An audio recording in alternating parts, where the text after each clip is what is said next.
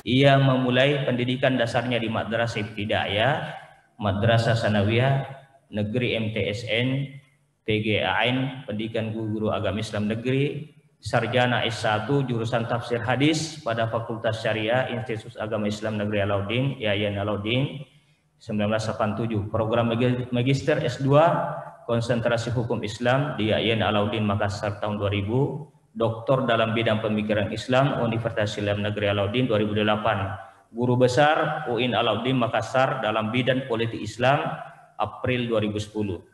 Dia alhamdulillah dikarunia 5 orang anak, namanya Fajrul Ilmi Darussalam, lahir 1992, Magister Filsafat pada Fakultas Filsafat Universitas Gadjah Mada Yogyakarta, dosen luar biasa pada UIN Alauddin Makassar. Yang kedua Miftah Farid Darussalam, lahir 1993, Magister Hubungan Internasional Universitas Gadjah Mada Yogyakarta.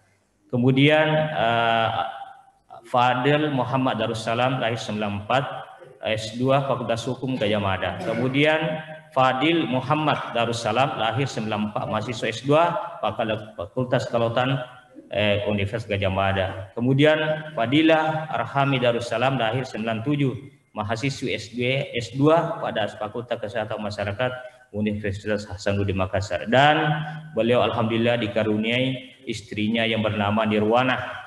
Jadi bagus sekali namanya Nirwana. Bersama istri dan anak-anaknya baru mungkin di Kompleks Permatasari PS4 nomor 27 Makassar. Tulisan-tulisan beliau banyak dibukukan adalah Pemikiran Politik Terhadap Hukum Islam di Indonesia 2008, Corak Pemikiran Islam tentang Demokrasi di Indonesia, Demokrasi dalam Bingkai Syariah Islam 2010, dan bersama dengan rekan-rekannya menerbitkan buku Ulama Sulawesi Selatan, Biografi Pendidikan dan Dakwah 2007, Nuansa Hukum Islam dalam Pembinaan Hukum Nasional 2012, kolumnis tetap pada Harian Rakyat Sulawesi Selatan Kolompopo 2015 sampai sekarang. Ya, inilah riwayat hidup singkat beliau. Baiklah, untuk menghargai waktu, kita mempersilahkan dengan hormat kepada Al-Mukarram, falyatafaddal masykuran ma'juran.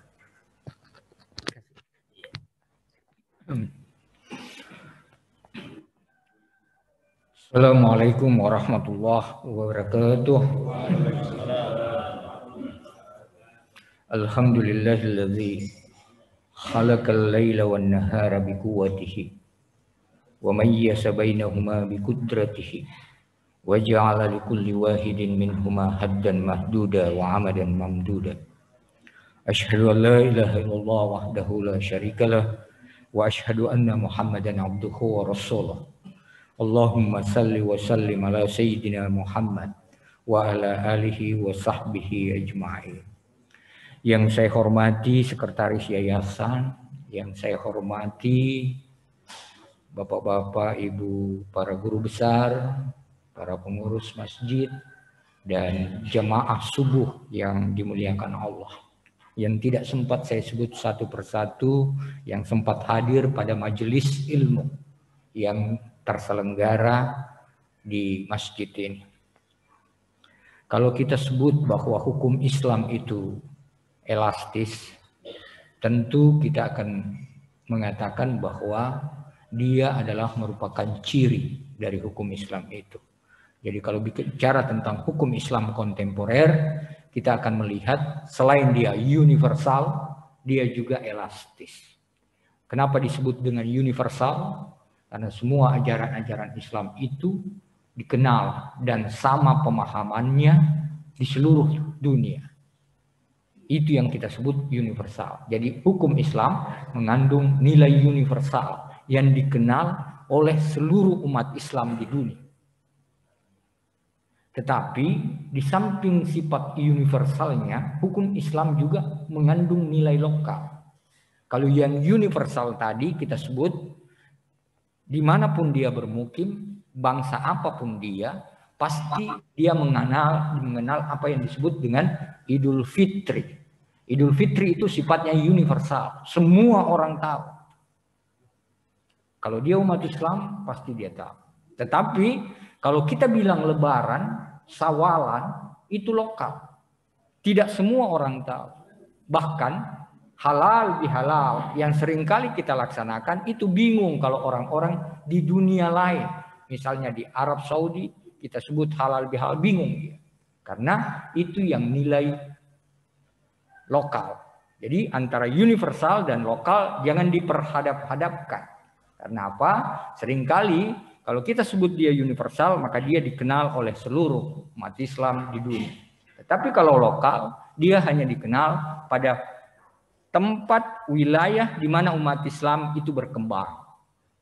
Itulah nantinya sehingga dalam kaedah-kaedah hukum Islam ada nanti yang kita sebut al-'adatu muhakkamah.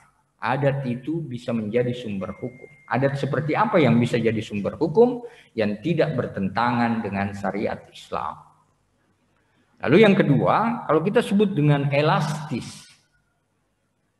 Elastisnya hukum Islam itu tidak seperti karet yang bisa kita tarik sepanjang keperluan kita. Misal, kalau kita mau mengikat satu barang, maka kita kasih longgar itu, kasih karet itu bisa mengikat apa yang kita ingin ikat. Tetapi elastisnya hukum Islam itu punya aturan. Innal halala bayyinun wa innal harama bayyinun wa bainahum umurun mustabihat. Yang halal jelas, yang haram jelas. Apa yang terletak antara halal dan haram itu subhat. Jauhi supaya kamu selamat. Jelas. Jadi untuk subuh hari ini mudah-mudahan menjadi kajian kita di majelis ini berkaitan dengan seperti yang disebut tadi oleh pengantar acara. Duduk di majelis ilmu yang Rasulullah sebut sebagai taman-taman sorga itu adalah anjuran Rasulullah. Kalau kamu melewati suatu majelis maka singgahlah kamu di tempat itu dan duduklah kamu di sana. Kenapa? Karena itu Rasulullah sebut sebagai taman-taman sorga. Kita lihat, ketika ditanya oleh sahabatnya, ya Rasul, taman sorga yang seperti mana yang kamu maksud? Rasulullah menjelaskan bahwa ketika ajaran-ajaran agama itu diperbincangkan, ketika majelis-majelis ilmu itu mengembangkan ilmu pengetahuan, itulah taman-taman sorga. Jamaah subuh yang dimuliakan Allah. Seringkali kita diperhadapkan oleh dua hal yang sebenarnya tidak harus kita pertentangkan. Seperti apa itu? Misal, ketika kita mendengar sabda Rasul atau pesan Rasul, 2 rakaat sholat orang yang berilmu itu jauh lebih baik daripada 1000 rakaat sholat orang yang jahil, yang bodoh.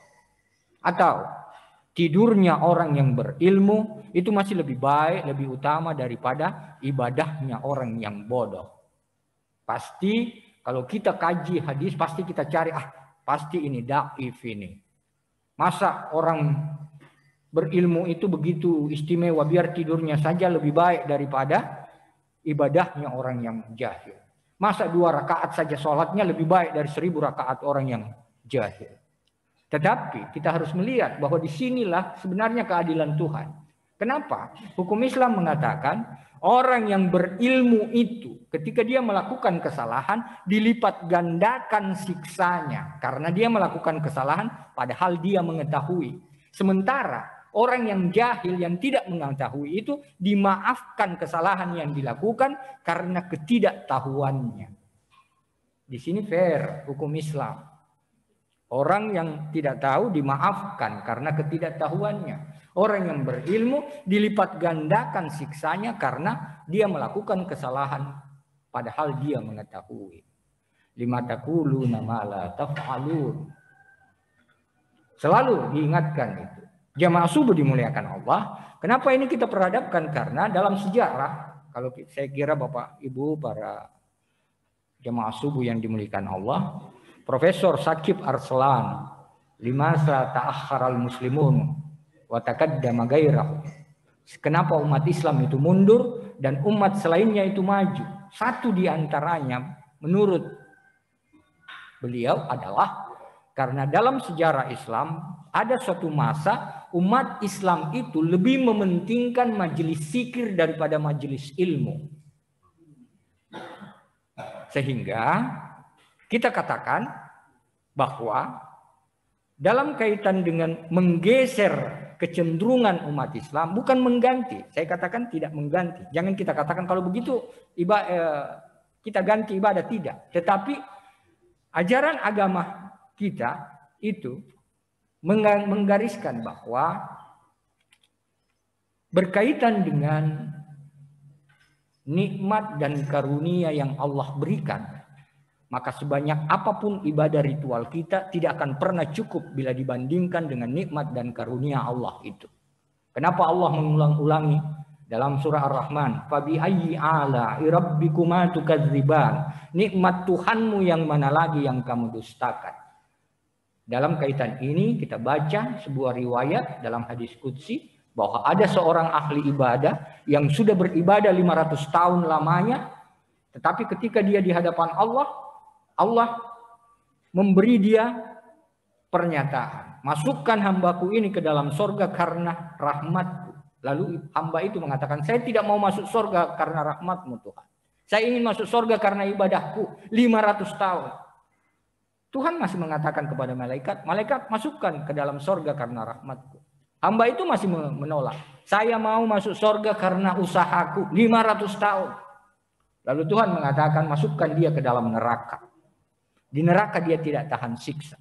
Lalu dia memohon kepada Allah, "Ya Allah, ampuni kesalahanku, ampuni keangkuhanku yang tidak mau masuk sorga karena rahmatmu. Sekarang saya mau masuk sorga karena rahmat."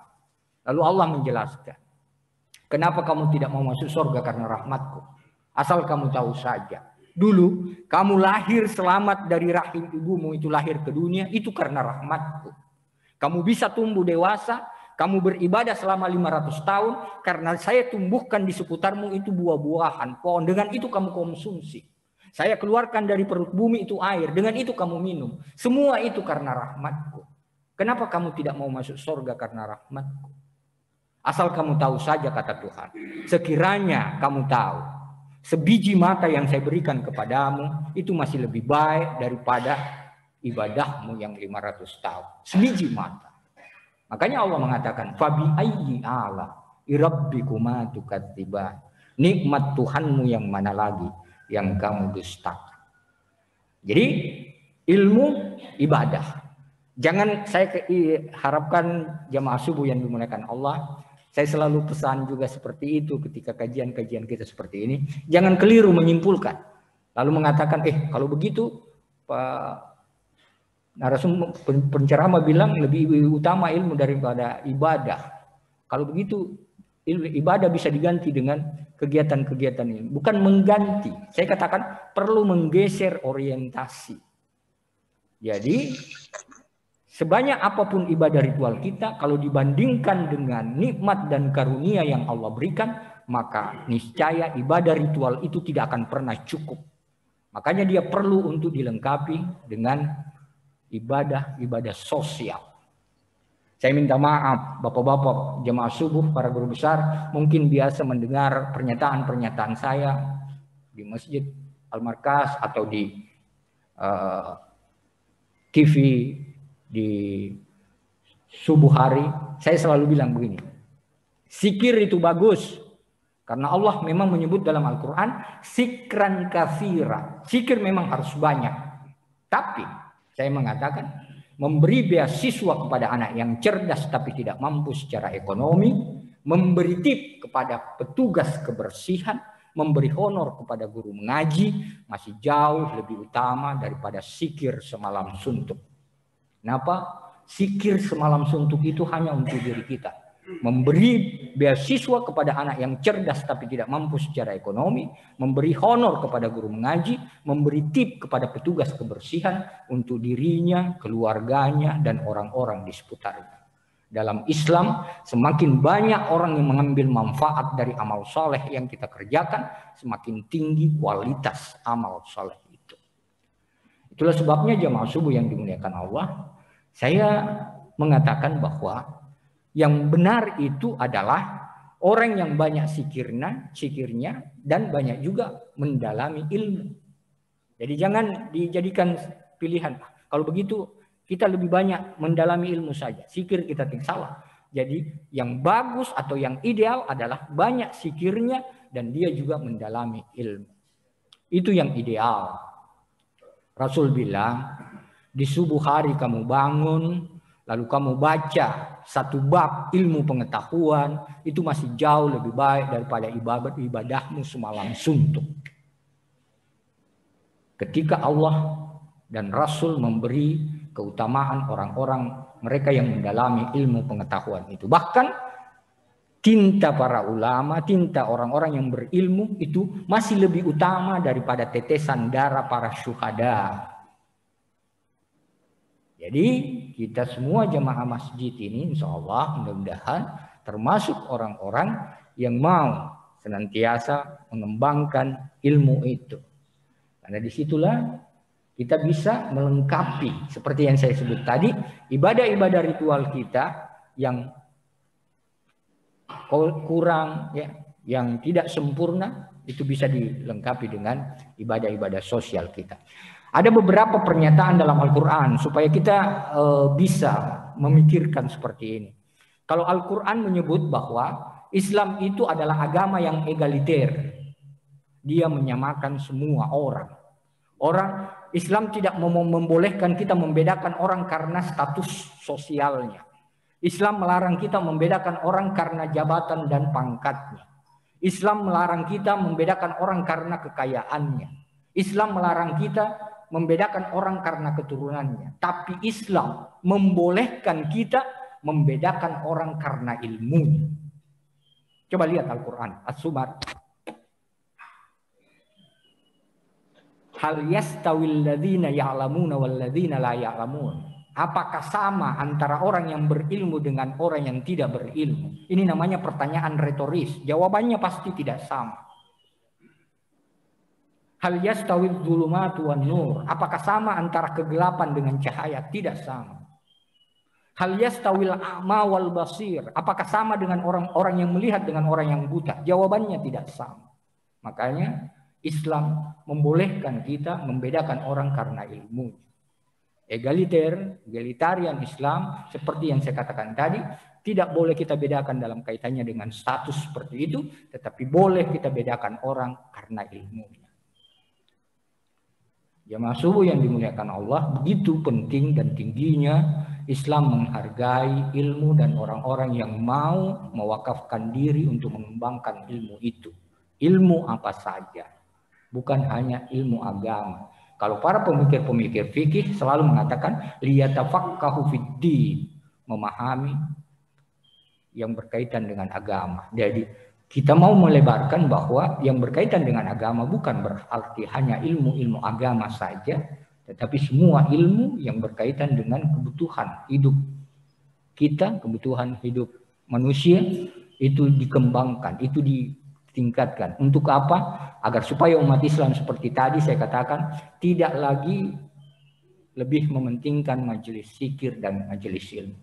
Rasul suatu ketika masuk di masjid mendapati dua kelompok, satu majelis zikir, satu majelis ilmu. Kepada majelis zikir Rasul berkata, semoga Allah mengampuni kesalahan-kesalahan mereka. Dan kepada majelis ilmu Rasul berkata, semoga Allah menunjuki jalan yang lurus kepada mereka.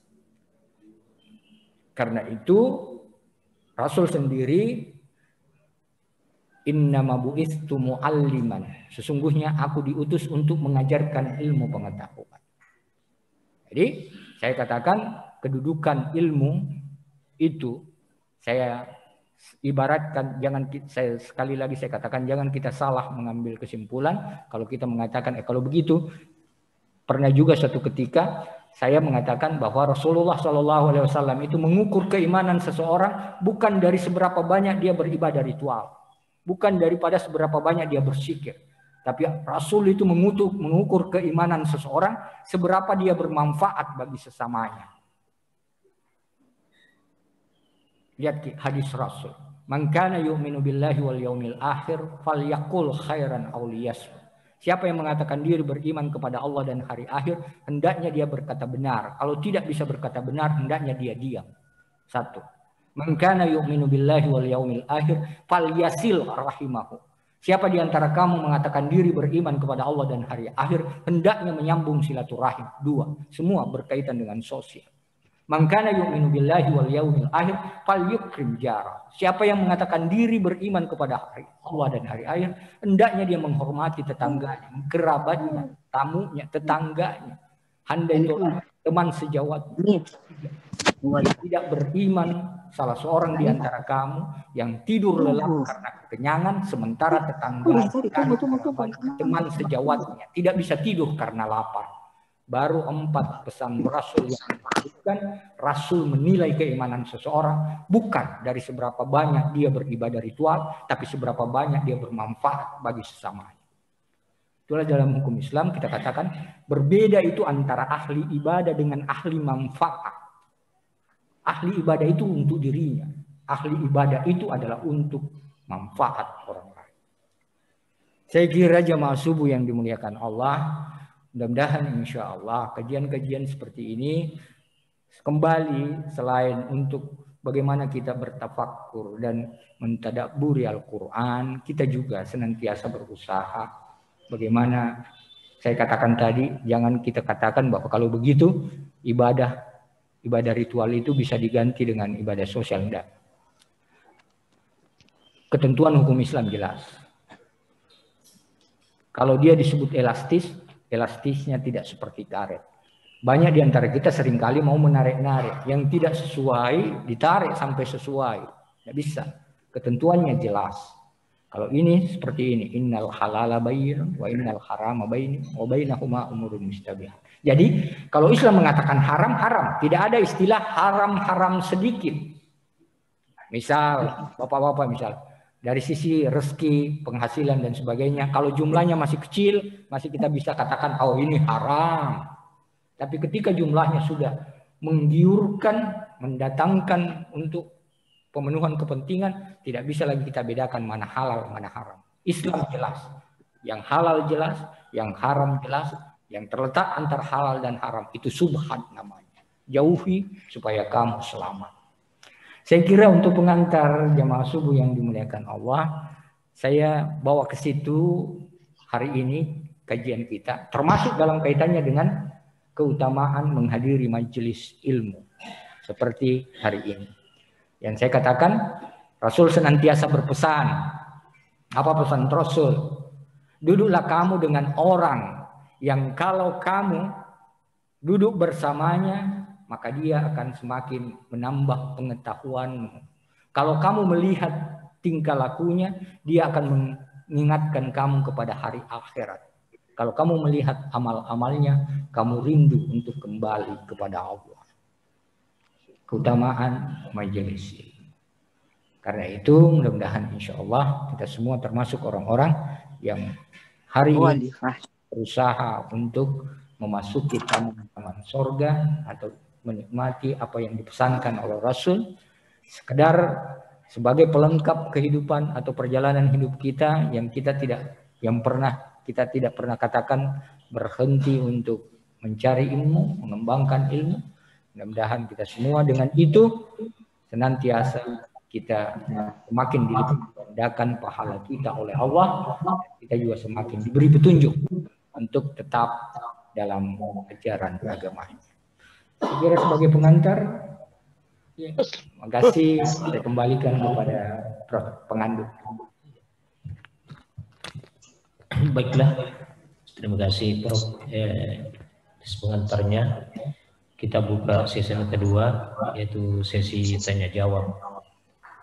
Insya Allah di antara jamaah yang untuk menambah meluasnya pemaparan pada subuh hari ini kajian kita, saya persilakan di antara jamaah untuk bertanya. Iya.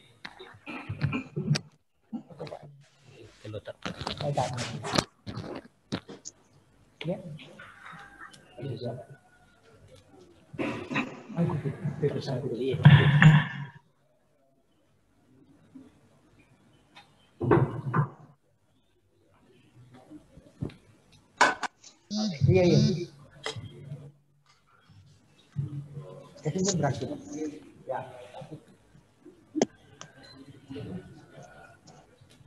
Yang sampai. Enggak sampai. Ya. Salam warahmatullahi wabarakatuh.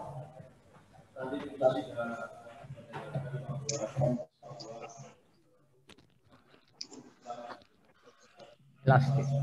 Iya. Iya.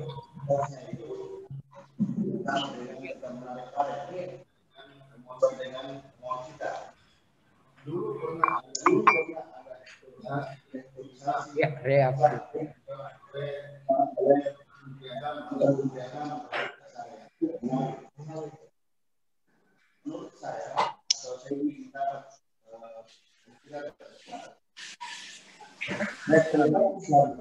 Sesuatu yang sudah paten. Istilah yang dikenal itu sesuatu. Katakanlah misalnya itu warisan. Dalam Islam itu warisan itu sudah ada jelas pembagiannya. Ada beberapa bagian, itu sudah jelas pembagiannya. Ketika Menteri Agama dia lihat kondisi itu salah, dia katakan beda.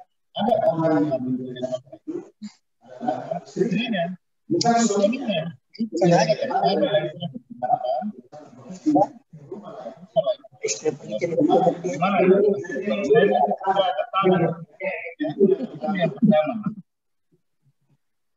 yang kedua, terkadang dalam itu tadi saya juga istilah ibadah sosial itu terkadang lebih penting daripada ibadah. Kalau sifatnya begini, kalau saya sementara sholat sunat di rumah misalnya, terus ada yang ketuk pintu, ketika saya sholat sunat, itu dibenarkan itu kita membuka pintu. Kalau kita sholat sunat, tapi kalau sholat wajib tidak. Ini artinya kepentingan sosial itu diutamakan. Ini tadi ada 4 hadis. 4 hadis apa namanya? 4 hadis itu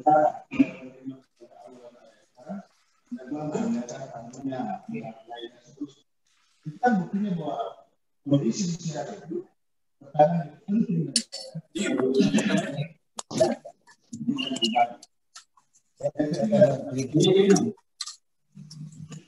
Ini yang kita pelajari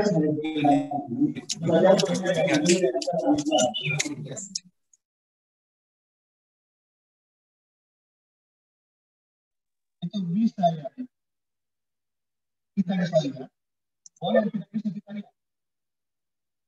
Jadi ya, tunggu sebelum datang bisa kita lihat, maupun yang tidak lihat. Tapi ini yang ada secara yang kita pelajari. Hanya yang sifatnya bisa dilihat, yang sifatnya rasional dan empiris. Ya?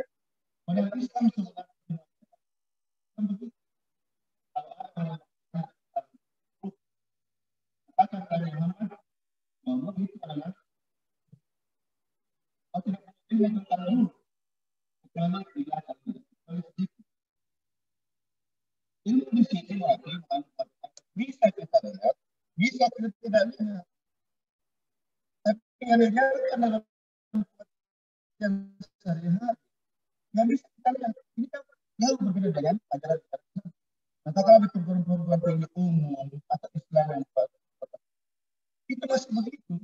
Jadi tadi dipandang sebagai satu kebenaran. Ini harus diterobos masuk. Yang diajarkan bahwa Islam itu sebenarnya bisa yang dilihat, bisa yang tidak bisa dilihat, bisa dilihat. Begitu gambarannya. Luar biasa pertanyaan ini Ibu Pak Amir ya. Lama baru ketemu juga Pak Amir. Ya, baik. Luar biasa mewakili jamaah. 3 pertanyaan. Jadi pertama tentang reaktualisasi konsep Munawir Satsali tentang pembagian warisan. Jadi memang Munawir Satsali itu melihat bahwa apa yang menjadi ketentuan dalam hukum Islam seperti bagian-bagian tadi itu adalah sesuatu yang kemungkinan karena kondisinya, karena dia ambil contoh keluarganya, anaknya yang laki-laki keluar studi di luar negeri, menghabiskan sekian banyak biaya, sementara anaknya yang perempuan mengurus dia dengan istrinya sampai tua. Anaknya yang laki-laki itu sudah menghabiskan sekian banyak harta kemudian dia pulang sudah meraih gelar doktor, lalu ketika misalnya kemudian setelah dia kembali, dia masih mendapat bagian 2, sementara yang perempuan 1. Munawir Satsali melihat bahwa ini tidak adil. Karena ujung dari ayat itu adalah keadilan. Makanya menerjemahkan tentang lissakari mislu hasil unsayain. Jadi bagi laki-laki 2, bagi perempuan 1, dengan metode fikih kontemporer yang saya sebutkan tadi, dia menerjemahkan seperti ini. Bagi laki-laki maksimal 2, bagi perempuan minimal 1. Dan yang dipraktekkan di pengadilan sekarang seperti itu.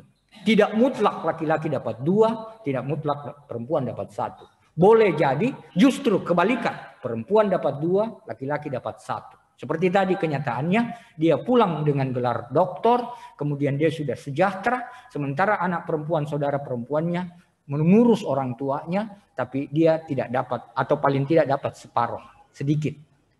Itu. Tetapi kita menyebut seperti ini dalam hukum Islam. Masing-masing sistem hukum itu mengenal, saya juga setuju, biasa kalau teman di Unhas menguji sama-sama dengan teman-teman di Fakultas Hukum, hukum yang diperpegangi oleh Eropa dan sebagainya, itu jelas cirinya. Hukum yang kita pegangi juga jelas. Sama dengan hukum Islam ini dalam warisan. Jadi warisan untuk Islam jelas. Seperti tadi yang diperpegangi ayatnya. Tetapi kalau kita mau seperti yang diterapkan oleh Munawir tadi, itu diselesaikan sebelum harta itu terbagi. Jadi dibagi memang itu, dikasih itu. Kalau seperti yang kita mau tadi, anak perempuan, karena kita ingin agar supaya dia juga mendapat keadilan, maka diberi memang sebelum pembagian itu. Jadi reaktualisasi, mengaktualkan kembali ajaran Islam. Yang ingin dilihat oleh Munawir di situ adalah ketika dia melihat pemberlakuan hukum Islam yang terkadang justru mendiskriminasikan kaum perempuan. Dia kasih contoh juga waktu masa Nabi itu, makanya kenapa itu perempuan disebut dia kurang agamanya. Kan ada hadis Nabi menyebut bahwa kaum wanita itu kurang agamanya. Karena apa? Seperti itu. Kalau dia dalam kaitannya dengan persaksian, laki-laki itu 1, perempuan harus 2. Baru diterima kesaksiannya. Ya kurang agamanya, perempuan itu terkadang dia tidak sempurna ibadahnya. Kenapa? Karena dia datang yang namanya halangan syar'i. Dia tidak boleh melaksanakan. Jadi harus dilihat seperti itu. Dia tidak mendiskreditkan ajaran itu untuk satu kelompok atau satu kaum. Seperti itu sebenarnya pemikiran yang digulirkan oleh Munawir Satsali dalam kaitannya dengan reaktualisasi ajaran Islam. Kita boleh untuk tidak sama dengan itu misalnya. Sebab saya katakan, kalau kita yang di dunia hukum paham, kalau living law yang hidup di Eropa sana pasti bermuatan nilai-nilai Kristiani. Karena di situ tumbuh. Tapi kalau living law yang hidup di kita adalah yang bernilai Islam. Karena ajaran-ajaran agama kita muncul. Makanya muncul itu. Adat bersandikan sara, sara bersandikan kitabullah. Itu di Indonesia. Jadi hukum yang hidup di Indonesia adalah hukum yang senantiasa terambil dari hukum-hukum Islam bagi kita umat Islam. Jadi jangan kita pertentangkan itu.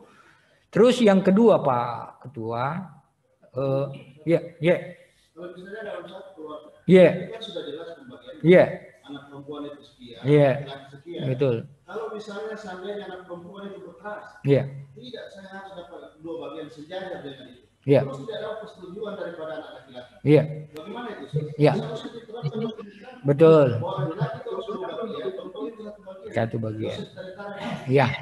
Jadi itulah ya selalu kita katakan ujungnya adalah keadilan. Kalau itu juga keadilan itu saya kira kita semua tidak harus semua bagiannya sama yang namanya adil. Tapi ketika masing-masing reda itu adil namanya. Kalau yang perempuan sudah reda yang begitu yang kita terima. Kalau laki-laki reda begitu yang kita terima. Itulah keadilan. Jadi memberi batasan keadilan. Saya kira Pak Amir ya. Nah. Terus yang kedua berkaitan dengan sosial, ya, sosial. Jadi banyak contoh. Minta maaf saya kepada kita semua jemaah. Suatu ketika Rasulullah sujud lama sekali, baru dia bangkit. Kalau orang melihat apa yang dilakukan Rasul, pasti mengatakan sujud itu harus lama. Padahal dia tidak tahu kenapa Rasul itu sujud lama. Karena pada saat dia sujud, cucunya naik di punggungnya. Kalau dia cepat bangkit, cucunya jatuh. Makanya dia lama sujud. Jadi jangan diterjemahkan bahwa itu adalah contoh untuk memperlama sujud. Tetapi ada pertimbangan sosial. Rasul lama sujud dikarenakan ada cucunya yang naik di punggungnya. Makanya Rasul berpesan juga kepada minta maaf bapak-bapak yang sering memimpin sholat. Kalau kamu sholat jamaah, jangan baca surah yang panjang-panjang. Karena kamu tidak tahu jamaahmu itu ada yang tidak tahan berdiri lama. Ada yang tidak, ada punya urusan mendesak. Maka jangan baca yang panjang-panjang. Kalau kamu sendiri silahkan. Itu pesan Nabi. Pesan Nabi. Jadi berkaitan dengan bagaimana kita ya sering ya enggak, saya mengatakan bagus kalau panjang kan semakin banyak ayat yang kita baca semakin banyak pahalanya. Tetapi itu tadi yang saya katakan, ketika sudah berjamaah sudah pertimbangan sosial. Jadi ada orang yang tidak tahan berdiri lama, ada orang yang punya urusan mendesak, maka Rasul mengatakan jangan baca ayat yang panjang-panjang. Lagi supaya kita mengatakan bahwa Islam senantiasa mementingkan sosial itu, Pak Amir. Semua ibadah yang kita laksanakan sebenarnya ujungnya adalah sosial. Ujungnya sosial.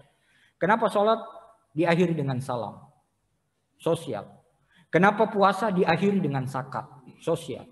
Kenapa haji diakhiri dengan kurban? Sosial. Apa maknanya? Bahwa seorang baru dipandang oleh Allah sebagai orang yang beriman, bertakwa, kalau dia juga saleh secara sosial. Itu. Semua itu ibadah. Ujungnya adalah sosial. Nah, untuk gampang membedakan mana ibadah ritual atau ibadah mahdhah dengan mana yang gairu mahdhah, mana yang berkaitan dengan sosial, kita sebut begini. Yang ibadah mahdhah itu adalah ibadah yang kita laksanakan dalam bentuk upacara-upacara dalam kaitannya dengan ibadah kita kepada Allah. Itulah mahdhah. Kita tidak boleh berkreasi di situ. Misalnya sholat subuh tadi, Rasul bilang, "Sallu kama ra'aitumuni usalli." Lihatlah, salatlah kamu sebagaimana engkau melihatku salat. 2 rakaat yang kita laksanakan, tidak boleh kita ikut campur untuk berkreasi di dalam masih subuh, masih segar, barangkali bagus kalau 10 rakaat. Tidak boleh kita, karena itu adalah ibadah mahdhah. Tidak bisa kita ikut memikirkan cara pelaksanaannya, tidak bisa. Harus kita laksanakan seperti apa yang dituntunkan oleh Rasul. Itu yang tidak boleh. Tapi kalau berkaitan dengan ibadah sosial, contoh. Rasul sangat senang memberi makan kepada fakir miskin. Bahkan Rasul kan memberi isyarat dengan jari beliau. Jari tengah didempetkan dengan 2 jari di seputarnya. Bahwa saya dengan orang-orang yang memberi makan dan memelihara anak yatim, di surga nanti seperti ini. Begitu dekatnya. Berarti memberi makan adalah sesuatu yang sangat disenangi. Kita tidak patut juga harus sama dengan Rasul. Oh, makan yang dibelikan Rasul itu bentuknya begini. Tidak, kita boleh berkreasi di situ. Bagaimana contohnya? Kita beri dia belanja. Fakir miskin kita beri belanja, ada dia belanja. Atau kita beri dia pekerjaan, sehingga dengan itu dia ada penghasilan, sehingga ada bentuk makan. Itu boleh namanya berkreasi. Jadi, mahdhah dan gairu mahdhah. Itu. Jadi saya kira 2 hal ini Pak Ketua Takmir, mudah-mudahan ya itu. Yang ketiga berkaitan dengan ilmu, ini bagus sekali Pak. Ada kecenderungan kita memang belakangan, seperti yang dikatakan yang ilmu itu yang nyata, yang empirik dan sebagainya. Coba kita lihat salah seorang penerima hadiah Nobel, Abdus Salam, yang menerima hadiah Nobel berkat teori yang dia buat. Teori gratifikasi. Itu dikenal dalam ilmu-ilmu eksak alam. Dia coba lihat cara menerjemahkannya. Kelirunya kita katanya, karena kita selalu menerjemahkan, misalnya ayat-ayat Quran, kita hanya terjemahkan. dalam kaitannya dengan liyatafakkahu fid din atau afala tatafakkarun, afala yaqilun. Selalu kita sebut itu adalah sesuatu yang berorientasi berpikir saja. Atau kita sebut dalam kaitannya dengan kesyukuran kita dengan jadi menerjemahkan kesyukuran itu menyebabkan kita melahirkan jadi ilmu yang kita syukuri, lahirlah teknologi. Jadi ada dua, fikir dan sikir. Itu yang saya katakan tadi. Tidak boleh berpisah itu, fikir dan sikir. Jadi ketika kita mensyukuri, maka lahir teknologi. Ketika kita amalkan, itu akan melahirkan. Jadi ada namanya sains dan teknologi. Tafakkur itu melahirkan sains. Ya. Kemudian mensyukuri itu melahirkan teknologi. Jadi beda. Tafakkur ketika kita berpikir dan sebagainya, lahirlah teknologi. Kemudian ketika kita mensyukuri itu, ketika lahir sains, ketika kita mensyukuri, lahir teknologi. Jadi untuk kita, kalau kita lihat Al-Quran, kita baca di surah apa yang sering dibaca Rasul, begitu juga Ali, ya. Afala yanzuruna ilal ibli kaifa khuliqat. Kamu tidak perhatikan bagaimana Allah menciptakan unta. Ya. Wa ilas sama'i kaifa rufi'at, bagaimana langit ditinggikan. Wa ilal jibali kaifa nusibat, bagaimana gunung itu. Ya. Wa ilal ardi kaifa sutihat. Itu berkaitan dengan ilmu. Tentu kita katakan kalau tadi bagaimana unta diciptakan, pasti lahirlah ilmu anatomi. Apa ilmu tentang apa itu? Terus lahir langit ditinggikan. Gunung ditegakkan. Bumi dihamparkan. Semua itu ujungnya adalah ilmu. Jadi jenis-jenis seperti itulah yang saya sebutkan sebagai yang dianjurkan untuk didalami, yang ditekuni. Tadi kalau berkaitan dengan ruh, itu juga masuk kategori itu. Tentunya kita hanya tidak terbatas pada hal-hal yang bersifat empirik saja, yang nyata saja. Tapi kita juga senantiasa, ketika kita mendalami ini, misalnya seperti tadi Abdus Salam, kenapa itu kita selalu menerjemahkan, saya minta maaf, menerjemahkan takkilun, tafakkarun dan semisalnya dengan berpikir. Sayang sekali memang tafsir terjemahan kita Indonesia, Departemen Agama seperti itu. Tapi coba kita lihat terjemahan bahasa Inggris. Jadi yang disebut berpikir itu, tafakkarun, bukan hanya sekedar mendalam berpikir. Tetapi di situ disebutkan man of wisdom, man of understanding. Mereka yang memiliki kebijaksanaan, mereka yang memahami. Itulah yang berpikir. Bukan sekedar yang kita sebut. Maka saya sebut bahwa memang keterbatasan menerjemahkan, Kementerian Agama menerjemahkan tafakkarun itu. Iya.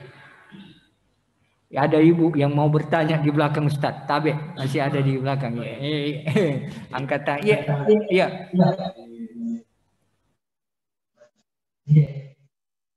Ada juga yang sambil sabar yang sumina sumber dan hadir Allah yang hadir di masjid itu hadir Allah dan hadir di yang kedua maksudnya hadir Allah betul dua-duanya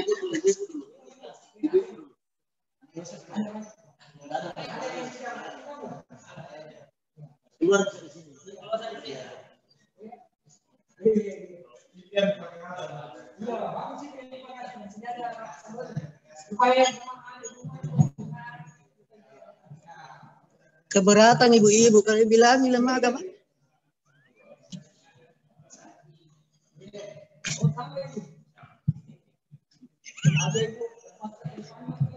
Saya beri dua-duanya. Saya ambil jatah. Saya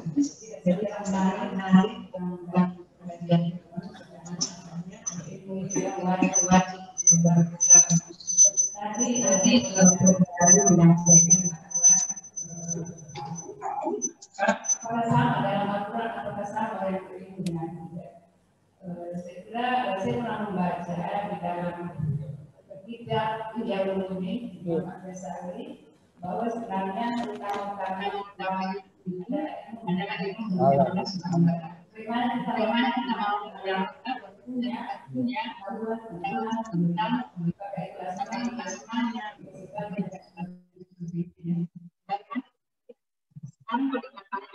bahwa semua itu sebenarnya ilmu dunia, ilmu agama akhirat yang beda, tetapi kalau kita punya pengetahuan tapi tidak mengenal kita sangat berbeda. Apakah itu memang sama orang bagaimana sebaiknya ini sedang saya tahu ini konsep ada dari tasawuf tidak bisa dijelaskan dengan teknik ini kan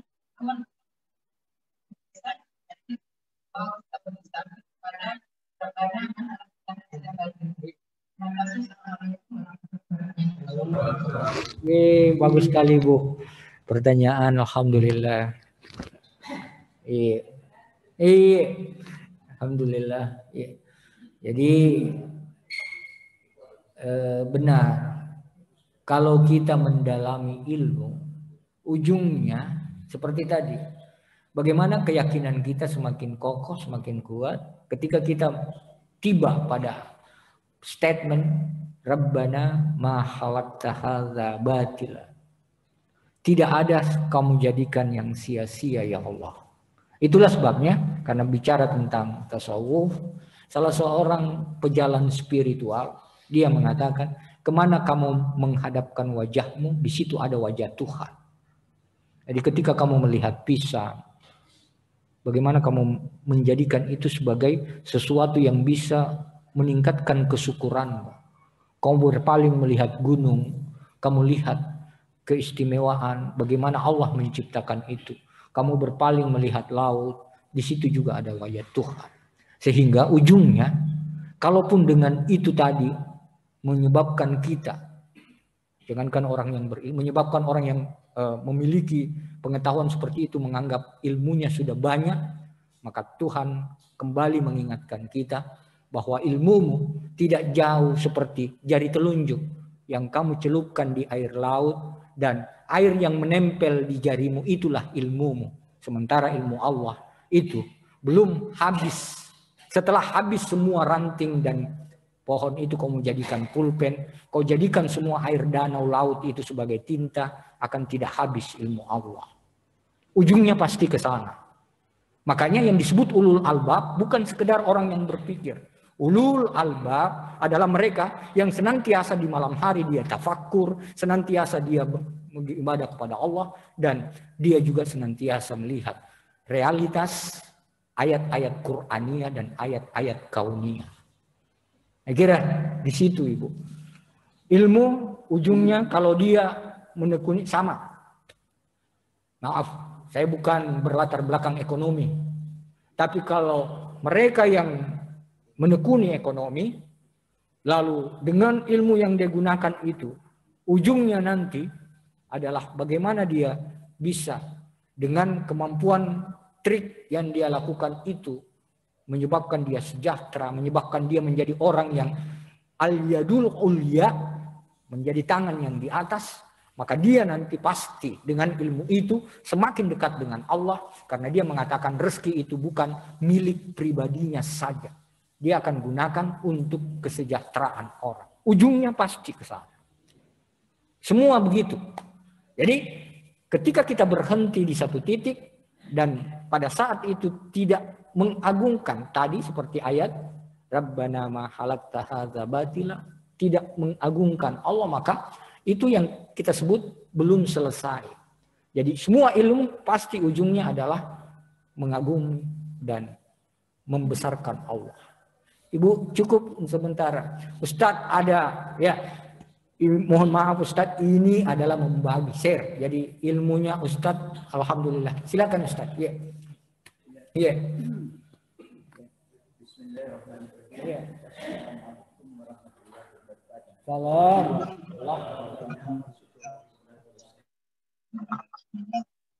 Terima kasih atas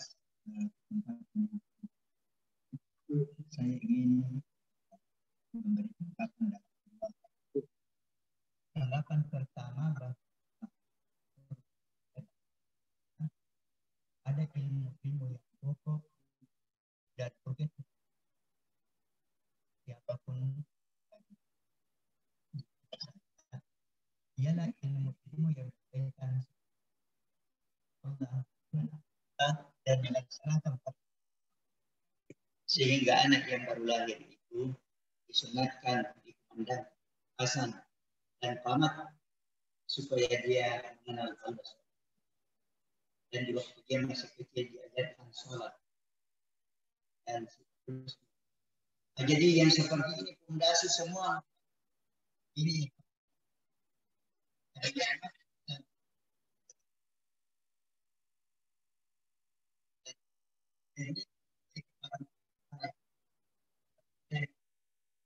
menekuni di sana maka dari yang kedua mengenai menurut yang saya ada di mana Allah sebenarnya lalu minuman hatta yang temuka mereka membagi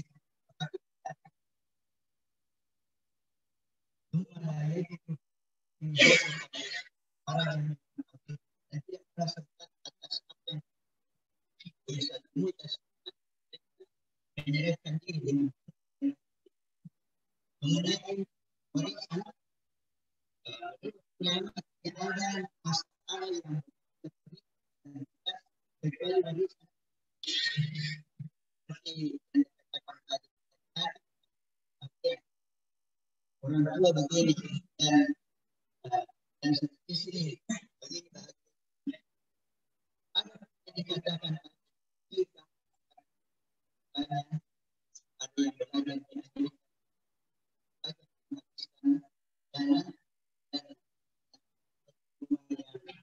mengurus orang tua. Artinya kalau seperti kami, karena hukum Islam itu kan Quran, hadis dan ijma'. Apakah ada kesepakatan ulama sebelum Islam yang membolehkan perempuan dan laki-laki itu dipersamakan? Ini menjadi kalau kita menyalahi ijma', wa may yushaqiqir rasula min ba'di ma tabayyana al-huda wa yattabi' ghayra sabilil mu'minin nuwallihi ma tawalla wa nuslihi. Sekarang umpamanya ini, andai kata kita berikan kepada laki-laki tetap dua dan wanita tetap satu sesuai dengan ketentuan Allah, karena di ujungnya ayat itu mengatakan tilka hududullah, inilah ketentuan Allah. Wa may yuti'illah wa rasulahu, siapa yang taat kepada Allah mendapat rahmat, siapa yang durhaka akan disiksa. Jadi ini menunjukkan bahwa masalah warisan ini tidak boleh diotak-atik lagi. Kan dalam Islam itu ada rasa kasihan. Ini saudaranya yang datang belajar dari Amerika dan bekerja dan banyak gajinya. Apakah dia tidak kasihan kepada saudara perempuan? Mungkin dia beri lebih dari itu. Apakah orang tua yang dipelihara itu tidak merasa kasihan perempuannya? Maka bisa dia berikan hadiah-hadiah. Daripada kita berani merubah hukum Allah ini, Pak, yang sudah pasti didzakari mislu hadzal unthayain. Jadi kalau seperti kami sangat menolak cara-cara yang seperti ini. Berani menolak ayat Allah yang tidak ada ulama sebelumnya. Ijma ulama tidak ada yang membolehkan yang seperti itu. Terima kasih. Khasanah pemikiran yang disumbangkan oleh Ustadz. Jadi sekali lagi Ustadz, dalam kaitan dengan bisa kita setel sedikit bergeni. Ya. Itu ya. Iya. Jadi tentang yang pertama ilmu tadi, ya saya sebut tadi kenapa saya menyetir pandangan dari Profesor Syakib Arslan tentang lima sataqaddama ghairuhum wa lima sata'akhkharal ghairu muslimun wa lima sataqaddama ghairuhum. Itu karena seperti yang saya katakan tadi, ketika umat Islam ada masanya lebih mementingkan zikir daripada majelis ilmu. Saya bawa itu. Jadi ketika misalnya kita hanya seperti Ustadz tadi katakan, saya setuju itu, pondasi itu semua mengenal Allah, berkaitan dengan dasar-dasar agama, itu adalah kewajiban. Wajib.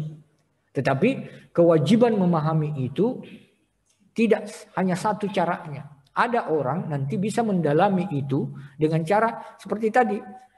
Bagaimana dia lebih minta maaf. Kalau seorang dokter yang membedah, lalu dengan itu, saya juga kebetulan alhamdulillah sering kajian dengan Pak Ikatan Dokter Jantung, ahli dalam Pak Sakib Bakri. Itu ada pengajian kita. Itu betapa kalau kita mungkin diberi bagaimana mengakui kemahabesaran Allah dengan melihat ayat-ayat kauniyah yang ada. Dokter itu akan lebih mudah dengan keyakinan karena ilmunya untuk mengatakan subhanallah, masya Allah. Kalau dalam penelusurannya, termasuk Ustaz, kalau kita sujud, apa itu sujud?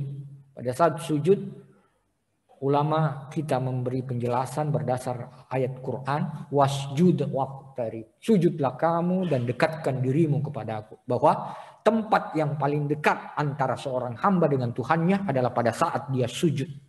Makanya pada saat sujud perbaiki doa dengan baik. Karena di sujud itu kita paling dekat. Banyak penjelasan lebih jauh dari itu. Tetapi saya ingin untuk di pertanyaan Ustadz, tanggapan Ustadz, bahwa ketika orang sujud, menurut mereka yang menekuni ilmu kedokteran, ada God spot, titik Tuhan yang kedap-kedip pada saat orang sujud itu. Jadi membangkitkan itu selalu orang dengan cara seperti tadi. Kalau di agama lain mungkin dia dengan cara meditasi.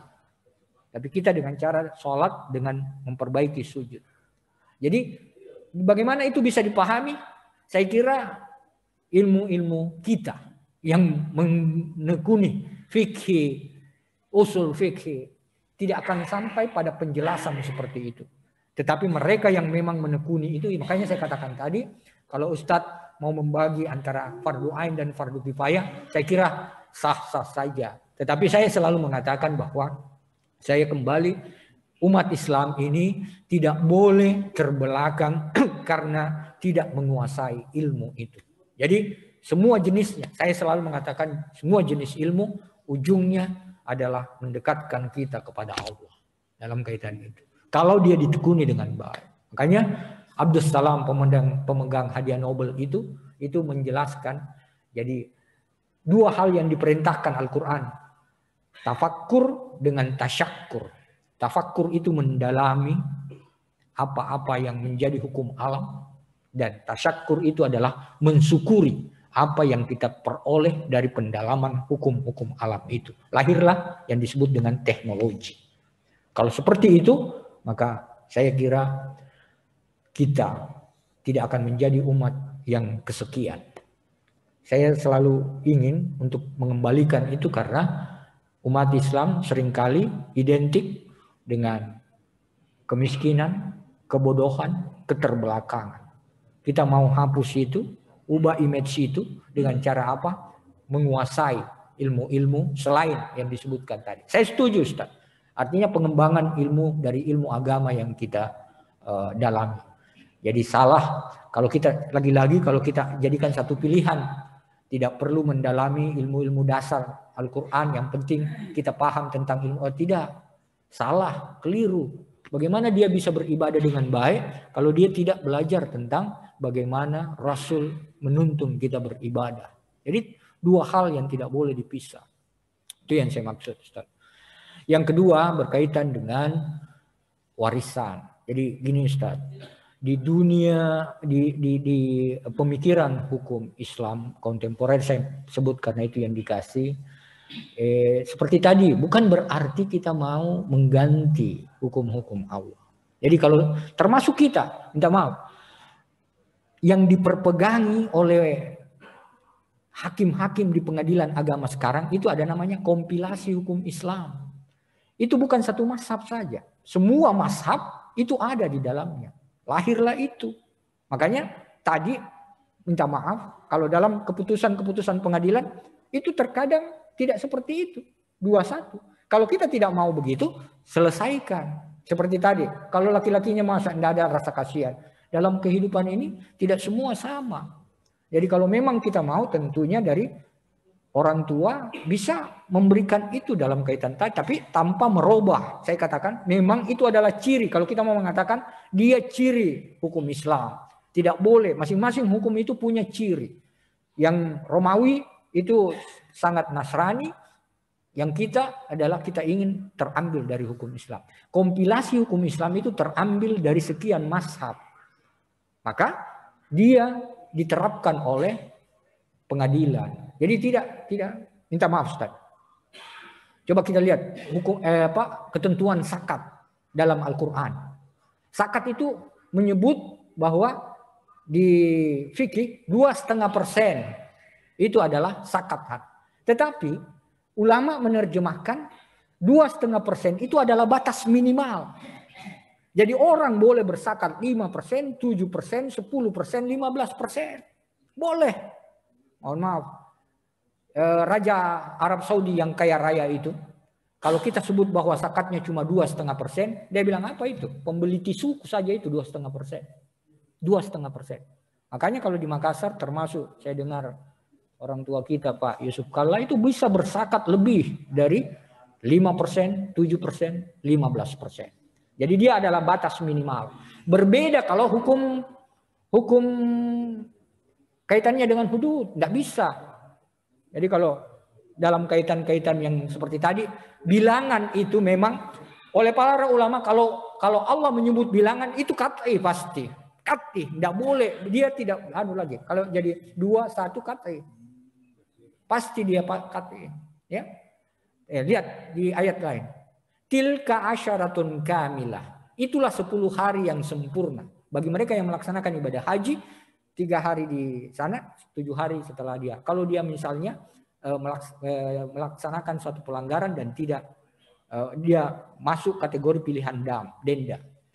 3 hari yang sempurna, 10 hari yang sempurna. Tilka asyaratun kamilah. Yang dimaksud 10 di situ 10, bukan 9,5, bukan 11. Jadi kalau Allah menyebut angka, itu kata. Itu pandangan sebagian para ulama. Sehingga kita menyebutkan bahwa, lagi-lagi Ustaz, saya setuju dengan Ustaz bahwa kalau toh kita berpandangan bahwa yang seperti itu berkaitan dengan hukum, ya ciri hukum Islam kita mau di situ. Karena dia rinci, dia sudah begitu termaktub dalam Quran, boleh kita katakan seperti itu. Tetapi seperti yang ditanyakan oleh Pak Ketua Takmir tadi, ujungnya adalah keredaan, keikhlasan. Kalau yang perempuan sudah ikhlas, ya sudah begitu. Kalau laki-laki mengatakan ya sudah begitu. Tapi mengharap belas kasihan, saya kira berbeda, Ustaz. Ada juga misalnya laki-laki yang tidak peduli dengan saudara perempuannya. Ya, yang penting dia senang, yang penting kebutuhannya terpenuhi. Tetapi tetap saya katakan hukum Islam itu jelas, yang ketentuan-ketentuannya yang kita laksanakan. Saya kira terima kasih Ustaz. Jadi sekali lagi pemikiran-pemikiran seperti ini berkembang apakah dalam kaitannya dengan seperti tadi maupun yang lain.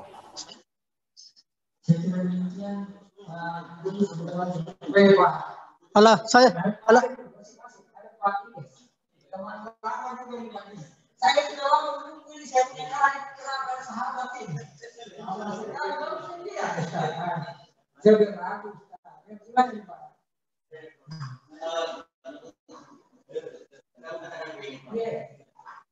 Jadi tadi itu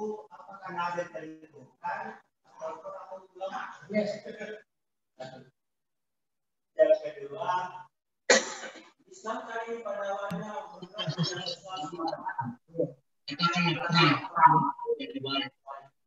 katakanlah penyakit dan memang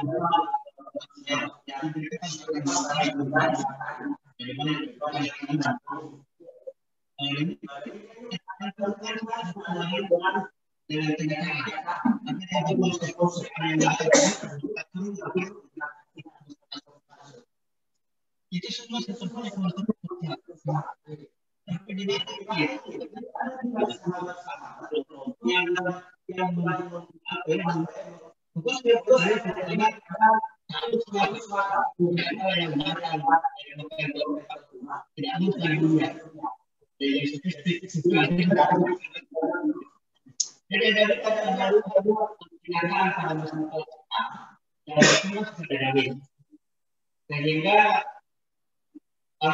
sehingga Al-Quran dan itu memang terdiri pada waktu.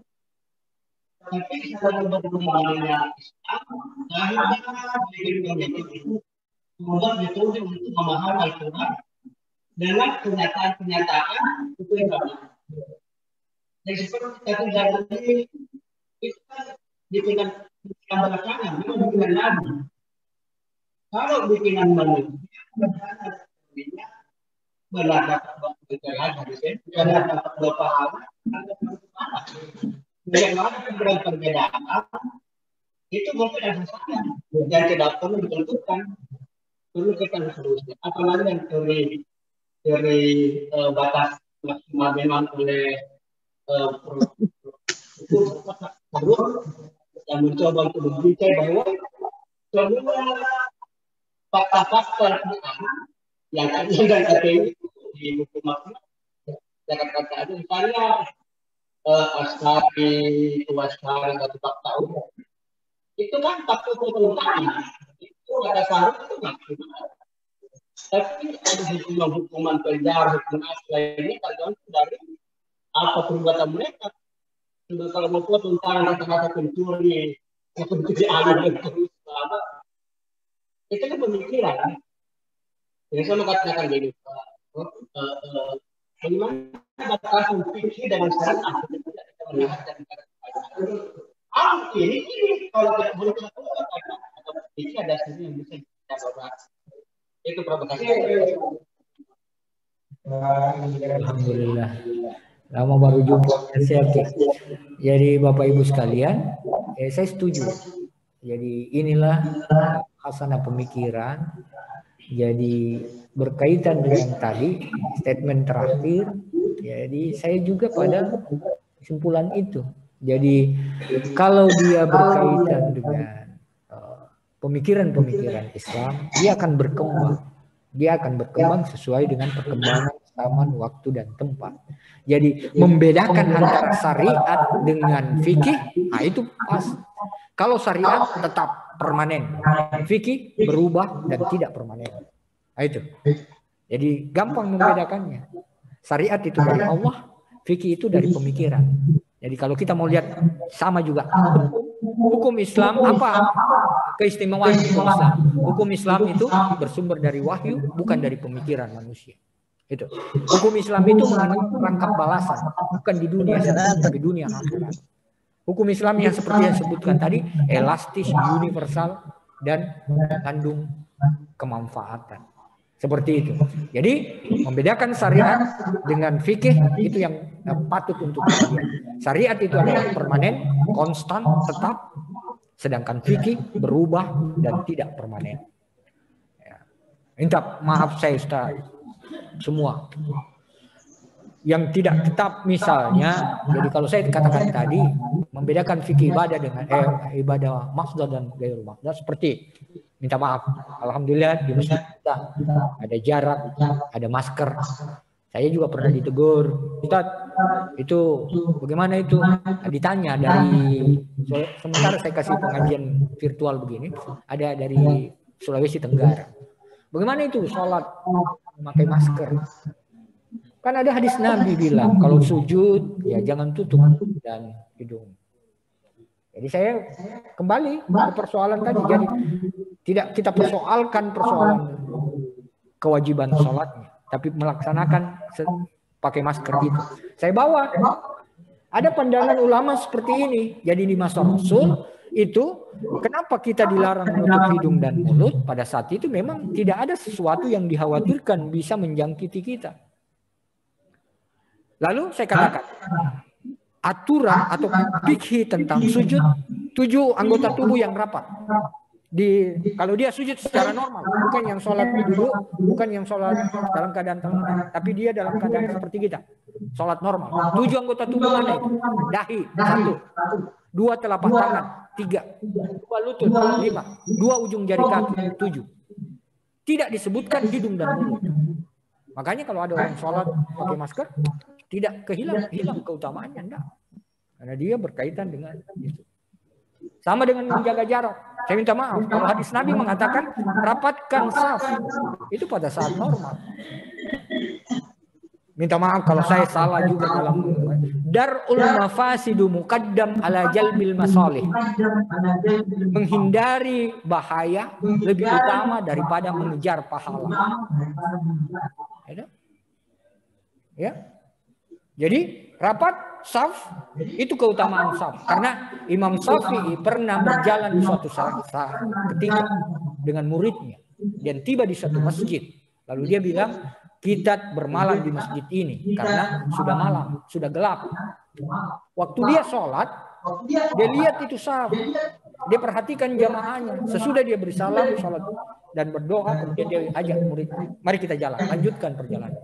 Muridnya bilang, Ustadz, tidakkah Ustadz tadi mengatakan kita bermalam di masjid ini? Dia bilang, Imam Syafi'i, kau tidak perhatikan saf yang ada di masjid itu. Jarang bengkok-bengkok. Itu pertanda persatuan dan kesatuan umat Islam di tempat ini tidak kokoh. Dari saf masjid jamaah bisa menggambarkan kondisi masyarakat Islam di satu tempat. Tidakkah kamu lihat masjid yang kita tempati sholat itu catnya tidak terurus, kebersihannya tidak terurus, buram. Sementara rumah di seputarnya itu mentereng mengkilat, mewah. Itu pertanda masyarakat Islam di seputar masjid ini itu malas bersedekah.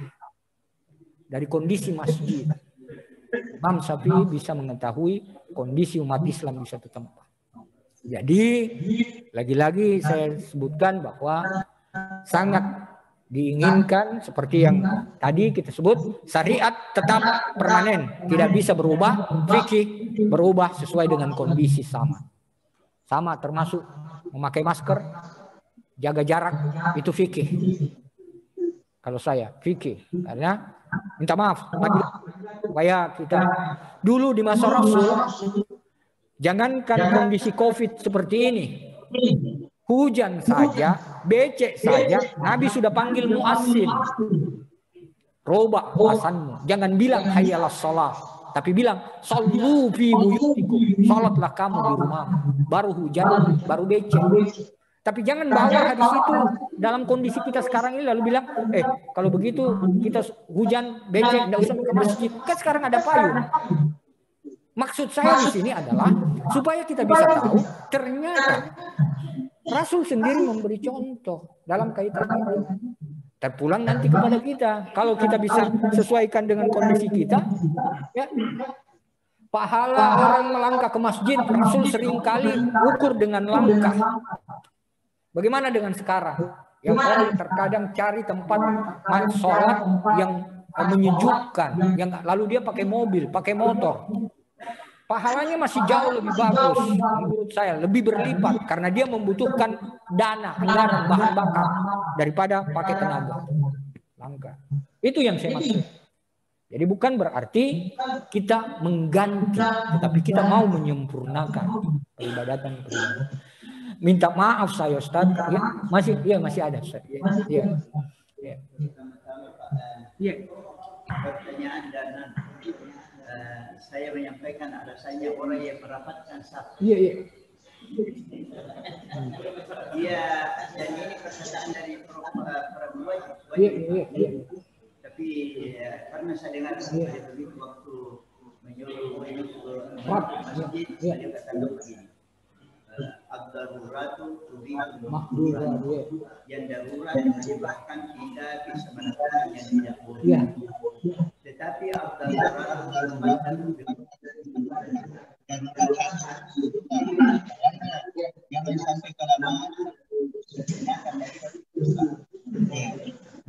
Jadi begini Pak, ada masjid yang seperti Rahmatullah yang saya kunjungi, katanya Pak Ustaz Ayo dijawab Pak Amir. tidak pernah jalan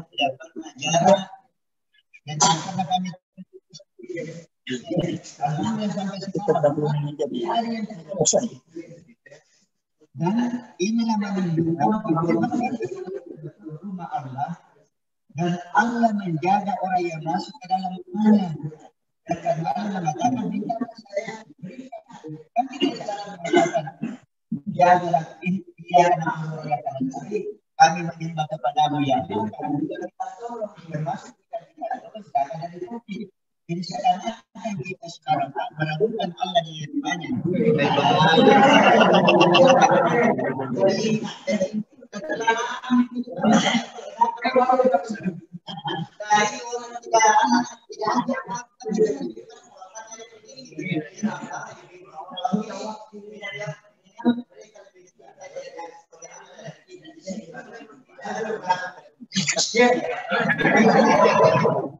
Makasih Ustaz.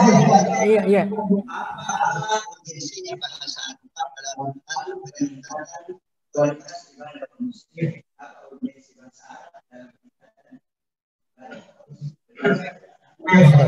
luar biasa. Jadi itu lagi-lagi Ustaz, alhamdulillah kalau di masjid kita tidak juga ya meskipun rapat dan ini saya lihat berjarak.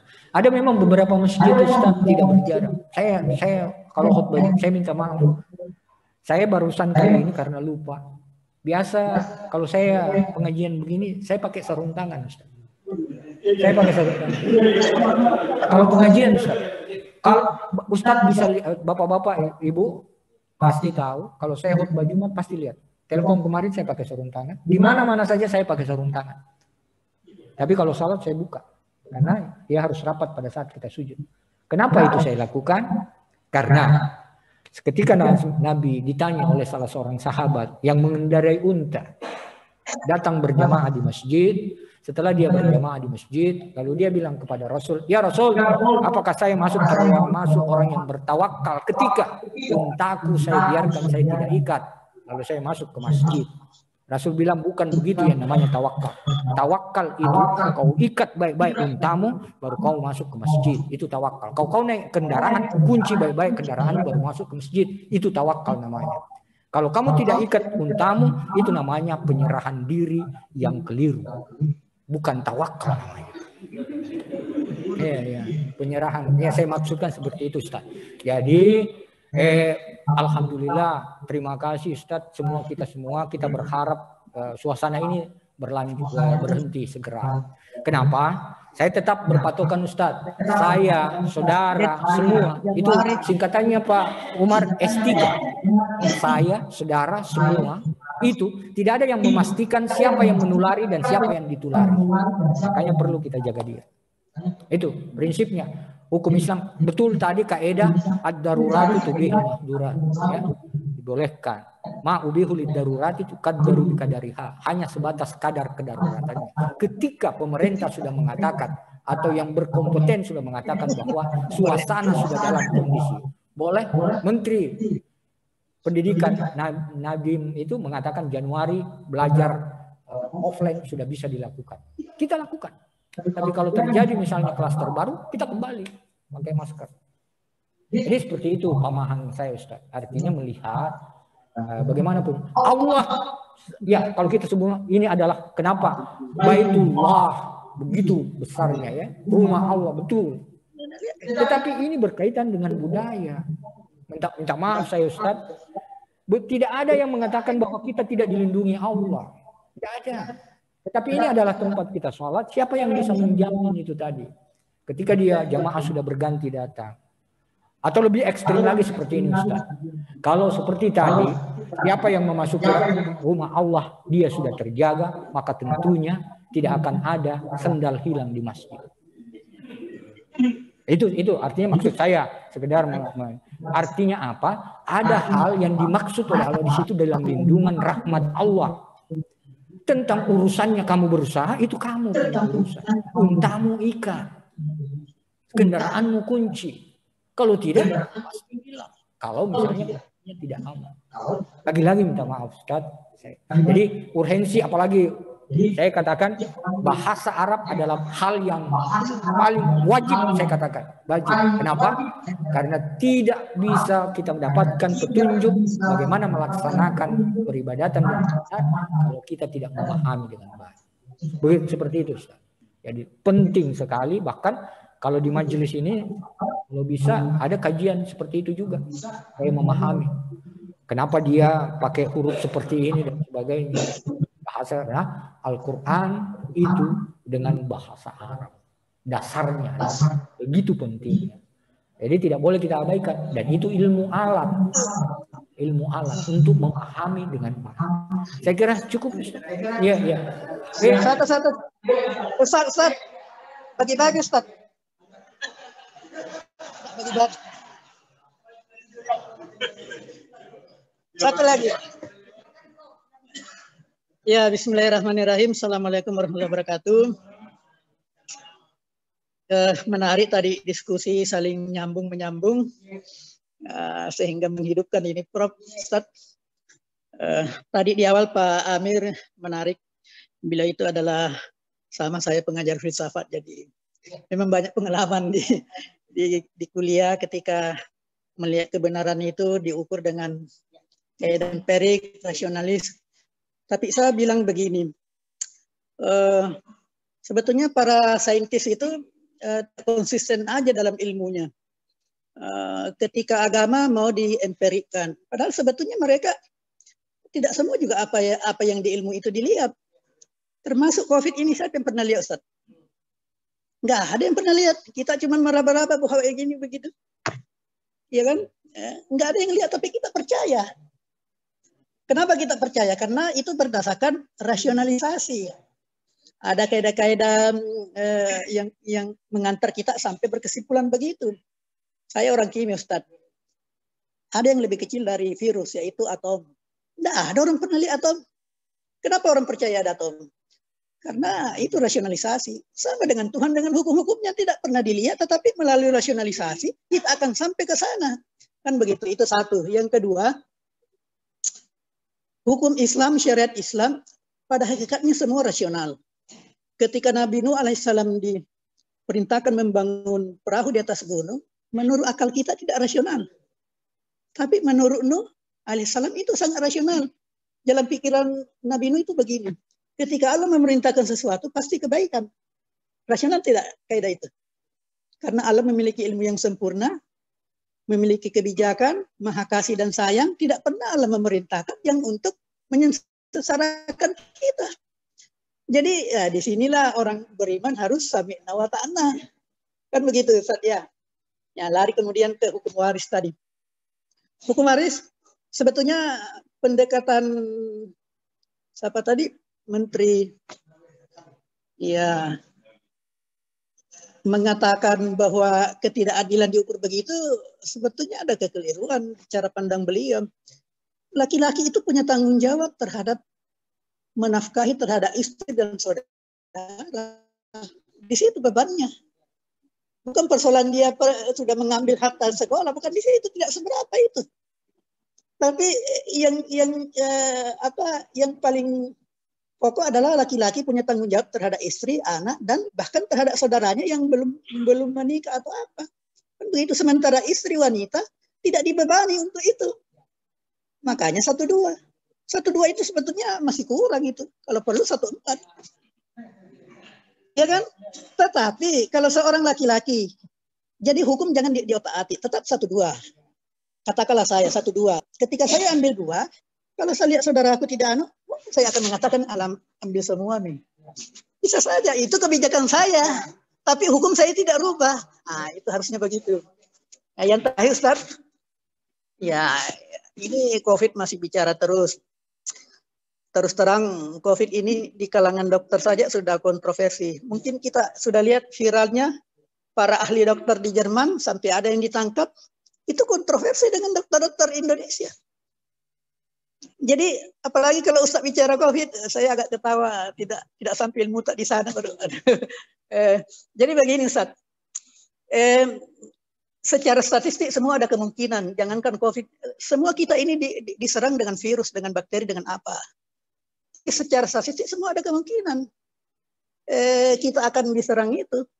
Tetapi Allah juga menyatakan tidak akan ditempa seorang musibah kecuali dengan izin Allah.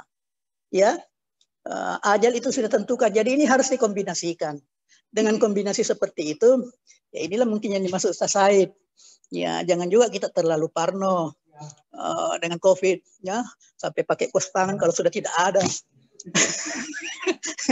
Ya, kita terlalu membayang-bayangkan sesuatu yang sebetulnya kalau kita mau kaji ini Ustaz, saya di grup saintis, virus itu sendiri masih kontroversi. Ini makhluk hidup atau tidak? Kalau saya masih mengatakan virus itu makhluk mati.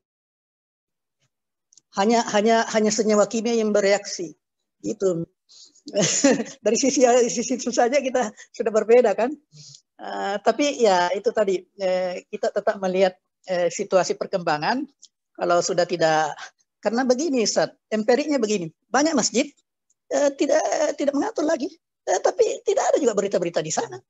Dan maaf Ustaz, saya melihat semakin takut orang semakin diserang saya lihat virus. Ya, termasuk Ketua Dewan Dakwah Islam Indonesia dari awal paling takut. Satu keluarga 6 orang kena terus. Sementara yang biasa-biasa saja tidak demikian. Tapi saya tidak mengatakan tetap kita harus waspada. Itu intinya. Terima kasih. Assalamualaikum warahmatullahi wabarakatuh. Ya, Pak Tabdil ya, silakan Pak Andi. Ya, Pak Andi. Ya. Salam ya.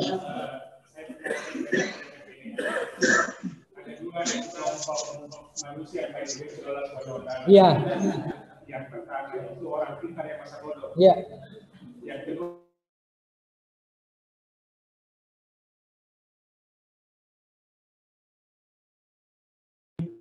tidak ini ada sosial. Tidak terbagi ilmu dalam konteks yang sama. Yang kedua adalah orang yang sebenarnya tidak punya potensi, tidak selalu merasa ditanya. Silakan.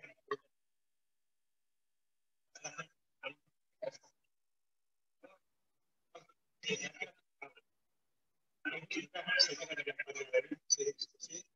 Di sini sebenarnya di situ bisa mati sehidup. Kalau dua tempat ya pasti. Kalau dua tempat yang tidak pas maka dia tidak bisa bertahan. Yang kedua balik ke pertanyaan yang kita sebutkan lebih dari mulia.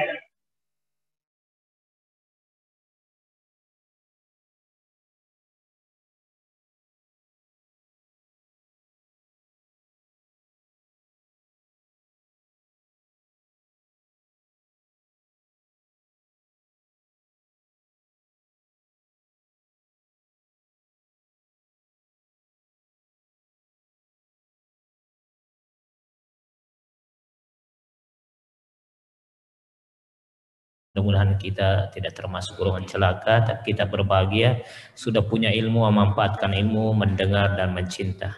InsyaAllah. Untuk lebih manfaatnya, baiklah ditutup dengan doa oleh guru kita. Baiklah kita akhiri saja dengan doa. A'udzubillahi minasyaitonirrajim. Bismillahirrahmanirrahim. Salatu wassalamu ala asyrafil mursalin wa ala alihi washabbihi wa barik wasallam ajma'in. Hamdan syakirin, hamdan na'imin, hamdan yuwafi ni'amahu wa yukafi'u mazida. Ya Rabbana lakal hamdu kama yanbaghi li jalali wajhika wa azim sultanik. Allahumma salli ala sayyidina Muhammad salatan tunjina biha min jamil ahwali wal afat wa taqdi lana biha jamil hajat wa tutahhiruna min jami'is sayyiat wa tarfa'una biha indaka la darajat wa tuballighuna bihaqsal ghayati min haras bil hayati wa badal mamat innaka ala kulli syai'in qadir. Allahumma ighfir lana ma qaddamtana wa ma akhartana wa ma asyraqtana wa ma alantana biha min anta muqaddim wa anta muakhir.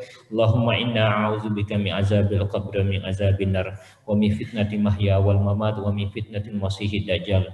Allahumma inna nas'aluka imanan daiman wa qalban hasian wa rizqan wasian wa halalan thayyiban wa ilman nafi'an wa amalan maqbula wa tijaratan tabura bi rahmatika ya arhamar rahimin.